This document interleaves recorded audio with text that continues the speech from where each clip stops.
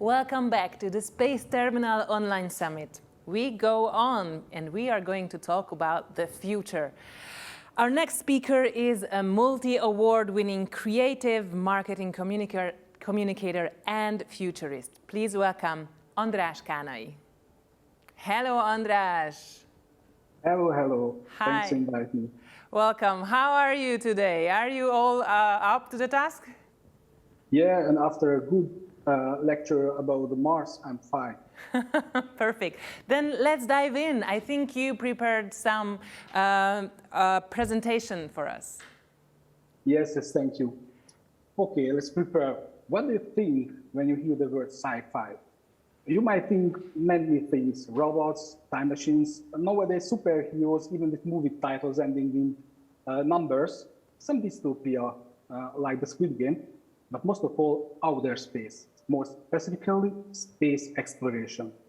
I'm Andras Kanai, and today I'd like to talk briefly about why science fiction literature thinks space not as the final frontier, but as a conquerable, attainable territory. Okay, there is no one to blame. That's who we are, Homo sapiens, aiming for the stars. There was a man, Kraft Arnold Ehriker. He was a German rocket propulsion engineer and advocate for space colonization, later went to the USA. He promoted a philosophical concept called the extraterrestrial imperative.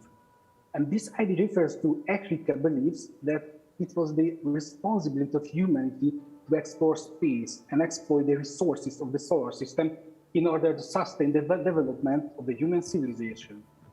This is the idea which drives almost every science fiction writer who ever lived in the earth: development and exploit. So it is no wonder that the new literary genre, which sprung from the mind of a Luxembourgian immigrant in 1926, a theme he called science fiction.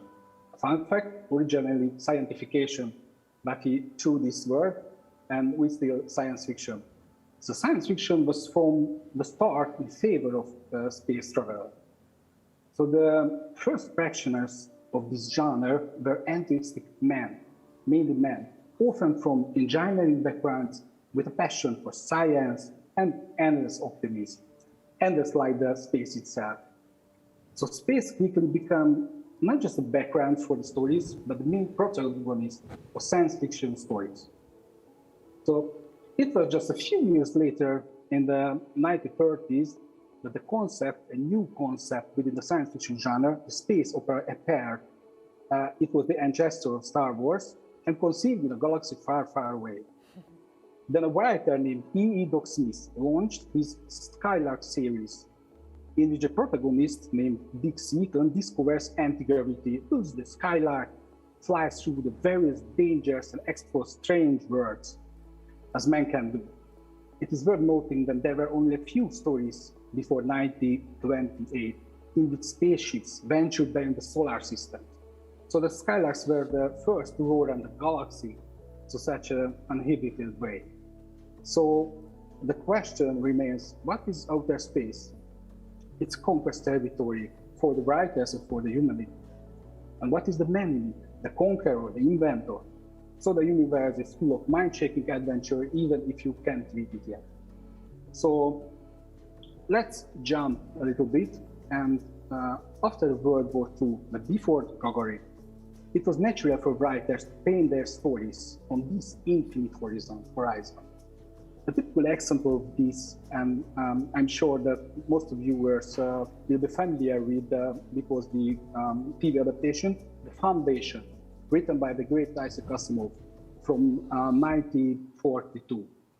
So in this story, and it is published in book form in 1951, humanity not only discovers, but also inhabits the galaxy.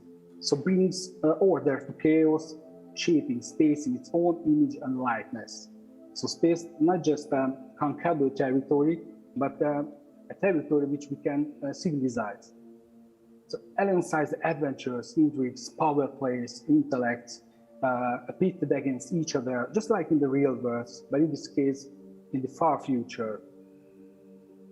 So the next jump and milestone, the Cold War, of course. the Cold War has also had an impact in space as a theme. Beep, beep, beep, beep. People heard for Sputnik in 1957, and in the USA they were very terrified about the possibility Soviet invasion, by the way, and about the Sputnik, not realizing then that the vaccine would later be named after it. Anyway, so the first really metaphorical Cold War story in space was the legendary Roberta Heinlein Starship Trooper, one of the most popular subgenres of science fiction, the military science fiction, from 1959. In it, the ocean of space is no longer inhabited by a variety of species, much beings, but by just two beings, humans and the ugly and almost incomprehensible creatures called bugs. And as we say, there can only be one. So we still hate bugs, but in informatics nowadays. In the 1960s, there was a change. Many writers began to retreat from space, not just because of how cold it was there, but because of a literary movement within the science fiction. These members of the literary movement said that the science fiction is childish, has no real quality. Let's concentrate on the human being. Let's borrow from the mainstream literature and be still in the earth. And let's concentrate on the soul, human soul. And let's forget the childish faith in a man and optimism and space. So this phenomenon we know as the New Wave in the 60s, and they cashed up a new word for the exploration, not outer space, but inner space. So it's a counter-revolution in the science fiction, but it has very good impact for the genre itself, because the quality of the writings is much more higher than. The Cold War fiction was still raging in the 80s. What about the space? There was a great novel called Eon by Greg Deere. The Western powers and the Soviet Union are in competition for a strange celestial body. So not just a planet, Mars, Moon, on something like this, but a strange celestial body. Speaking of communism, and it's very interesting, the science fiction literature of the Soviet Union and the communist world was also run by the optimism expected by the authorities, where the collective decisions are made, where engineers solve all the problems, where communism is spreading between galaxies, and where the later famous Russian word perestroika is unknown. So it was in this tradition that the Polish genius Stanislaw Lem, born 100 years ago, started, but he went much further.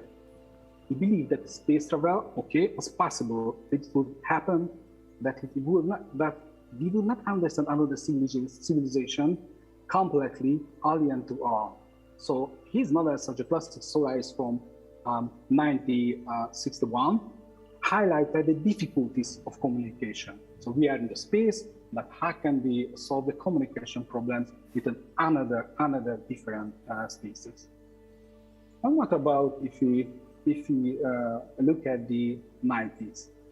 90s was not so friendly to the space exploration in the science fiction genre, because we saw emergence of a new trend we call cyberpunk, which transported readers from the vastness of outer space to computer networked simulated mankind, and the real adventure began to be behind the screen. So the wonder-weighted mankind, not the outsider, but inside the room. So William Gibson, a neuromancer, I'm looking at you. And the Matrix is a later phenomenon, the movie. So we go further, and we are in the 80s, something magical happens. The blood circulation of the science fiction was freshened by the arrival of few brave British men, like a cavalry. I'm saying some names: Alastair Reynolds, Charles Stross, and Ian Banks. And they wrote wide, sweeping tales, often about cyborgs and other post-human characters with great imagination. And by the way, if you want to find real cool name for spaceship, please read Ian Banks' novels, because he was a master of the spaceship naming. Their works, it was called the New British Space Opera. And their works were very fresh, sometimes very wide, but we were back in space and far away, time and space. So that, as like in a good movie, a TV series, a brief counter effect is happened, a brief trend called mundane science fiction, which sought to banish non-real elements from science fiction, such as faster than light travel, such barbarians, I say. So before we draw hyperspeed lines in our imagination, we first mentioning two places near us. The first is Venus. It is the celestial body we can see every night. So before the exploration of Venus, the writers of science fiction dreaming about dazzling worlds, wonderful queens, fantastic adventures. But alas, the Soviet probes to Venus transmitted an image of pure acid and hell. So we lost the Venus in the stories. The Venus stories have dried up. What is still we have in mind? The red planet. It was very, very good what we heard before me. So NASA's successful missions in the 90s gave rise to dozens of realistic, and this is very important word, realistic Martian novels, like the most important in the after 2000 was the Endeavour novel, but there were dozens of novels about the Mars crossing, about the building up houses of the Mars. There was the Kim Stanley Robbins on Mars trilogy, which was very realistically painting a portrait about how can we live in a new Mars society. And don't forget the law of the science fiction, one of the laws of science fiction. The later great and famous writer, Ray Bradbury, said that if humanity one day leave the planet, our planet Earth, and travel to other worlds and other planets, the problems of the humanity he will take with the spaceship, take with the rocket. So we have problems, the old problems of the humanity, and this is why his stories about the Mars, the Martian Chronicles, is not about technical details, but human details. What does it mean to be family? What does it mean to live a small country? What does it mean, the emotions? And like this, many humanistic problems. So space now, and you can see, and the viewers can see that a very popular place in science fiction today. And now the writers are boldly inhabiting it with more and more perspectives on the problems. It's like the minorities on Mars. It's like what to be women astronauts like this. And it's very interesting that the rise of the artificial intelligence and advancing of the rocket sciencing, but our hopes and the writer's hope is raised more. Mm-hmm. So this was our short and a really short journey through literary history regarding science fiction. Yeah, background story on sci-fi. Well, thank you very much. And we have an incoming question, which I would really like to read to you before we sum up. Can you give us an example? Which kind of inventions are in sci-fis that people think is impossible to create, but it is rather possible? It can be past inventions as well, if you have those in mind. The most important is the landing. So landing is another planet is a very difficult movement. So there was a time when we see that it is impossible mission to get maybe the moon, but we did it. But we did it. Yes, we did yes. it in the end. Yeah. Do you agree that if we write and read science fictions, actually we create our own future? Definitely. As they say, literary critics say, science fiction is the literature of ideas.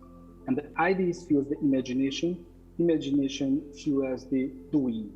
So there are so many NASA engineers who in his childhood grown up these science fiction stories.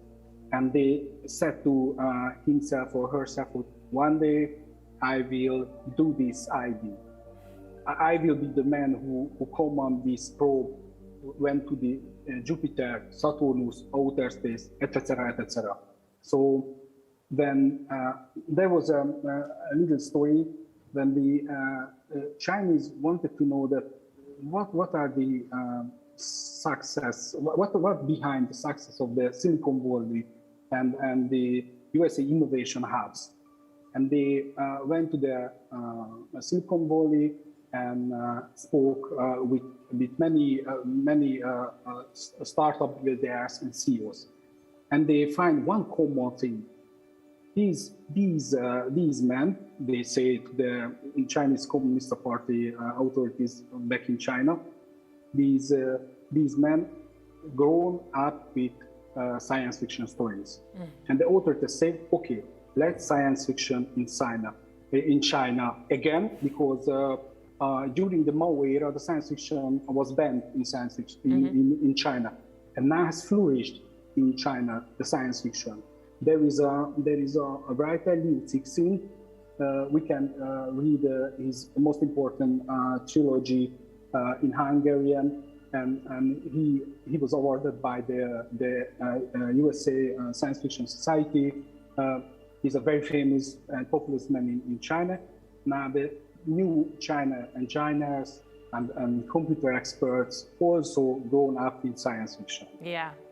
Well, now we have to wrap up our conversation, and thank you very much for your presentation. And we now know all about the history of sci-fi, and soon we will continue with the future with Alistair Reynolds himself. So in a few minutes we shall come back. And Andras, thank you very much for being with us.